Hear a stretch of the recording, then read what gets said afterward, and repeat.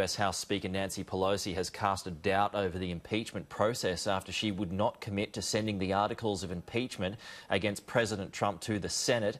Mr. Trump has spoken about yesterday's impeachment vote just a short time ago, saying he isn't concerned.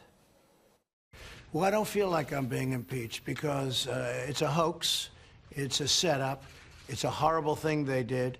They happened to have a small majority, and they took that small majority and they forced people. And, you know, they said, oh, I watched Pelosi out there saying, oh, no, we don't want to talk to anybody. They put the arm on everybody. They tried to get them to do what they had to do. Many of those people were like Jeff, where they didn't want to vote that way. But it doesn't feel, to me, it doesn't feel like impeachment. Last night I said it. We had a great time last night. The room was packed. Thousands of people couldn't get in. A section that really is a pretty much 50-50 section in terms of Democrat, Republican. We had every one of those people is voting for Trump Pence, every one of them. Well, joining me now is former war correspondent and filmmaker Michael Ware. Usually joins us from the US, but he is live for us in Brisbane this morning. Michael, I just want to get your thoughts on that. Donald Trump speaking a short time ago saying it doesn't feel like impeachment, but it certainly is. Well, we're certainly seeing reporting in the American media that he is definitely feeling the pinch, so to speak, of this impeachment. I mean, his presidency is now essentially going to go down in history as one with an asterisk. And reports from inside the White House are that is actually putting pressure on Donald Trump. And in fact, there's been some ongoing discussions between the leader of the Senate, Mitch McConnell, and the White House over the nature and style of the trial that is now set to take place in the upper house. And it's said that the president, Mr. Trump, actually wants a grand show trial. He wants to make a big spectacle of it, whereas the majority leader says it's best to just get it in and out. So I'm not sure just how happy the president really is to be impeached. Michael, what do you think about this play by Nancy Pelosi now to withhold those articles of impeachment to try and delay it from going towards the Senate for trial, meaning that it would be pushed deep into next year, which, as we know, is an election year?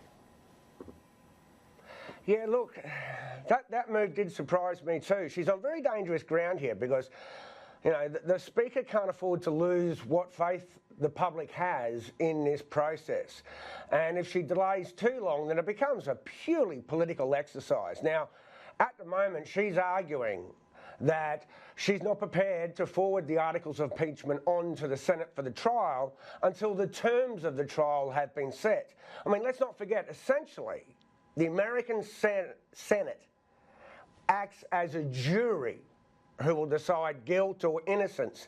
And again, Senator Mitch McConnell has already said that he will not be an impartial juror. There's also issues about, will there be new evidence collected? Will witnesses who've refused to testify, will they be compelled to testify? I mean, can you imagine? We still haven't heard from the President's Chief of Staff, Mick Mulvaney. And we haven't heard from ousted National Security Advisor, John Bolton, who called the president's actions with the Ukrainian president some kind of drug deal that he wanted no part of. Just imagine if we could hear from those witnesses in the Senate. So that's the sort of thing that Nancy Pelosi is angling for, but she can't afford to do it for too long. She may be waiting for some decisions to come from the courts about compelling some of these witnesses, but again, she can't afford to wait too long. At the end of the day, though, Michael, I mean, we do know he does have an asterisk by his name, as you mentioned there. It will follow him around like a bad smell, you know, for the rest of his life, that he has been impeached. But doesn't this kind of dovetail into his whole mantra of being the ultimate outsider? He's not in Washington, it's us versus them. So don't you think that this, in a way, just kind of energises his base and fires them up more so for the election next year, particularly now because the Democrats are just sort of not really making a mark? Well, so far what we're seeing in all the polls is that the country is fairly evenly divided on whether the president should or should not be impeached. And I don't think the impeachment is going to be driving their votes. So people are either already going to vote for President Trump or they're already not going to vote for President Trump. So all the indicators at this early stage are that the impeachment is not going to decide the election. The other thing, though, is that the Republican Party, we can now see, has been completely captured and reconstituted into the party of one man, of Donald Trump. Because that's what's driving so many of the votes on the floor of the House, and will drive the votes at the Senate trial.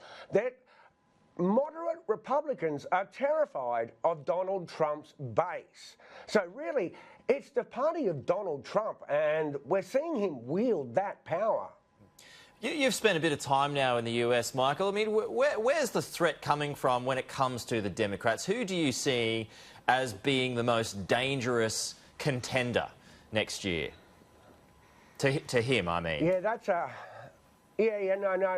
that's a curly question. Well, obviously Joe Biden, even now, is out-polling President Trump, but I'm not sure that Joe Biden will be the nominee.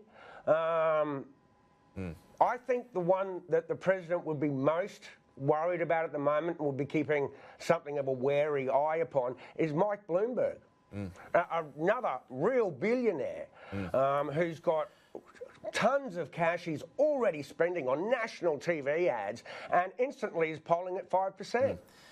Yeah, you've got Pete Buttigieg as well, who's sort of waiting in the wings. You've got Elizabeth Warren, who's sort of still there, down, but not completely out yet. So anyway, it's going to be an interesting battle. But I think at the end of the day, and agree with me or not, Michael, but does this come down to the economy? And from where things stand at the moment, the US economy is sort of, you know, rattling along pretty well.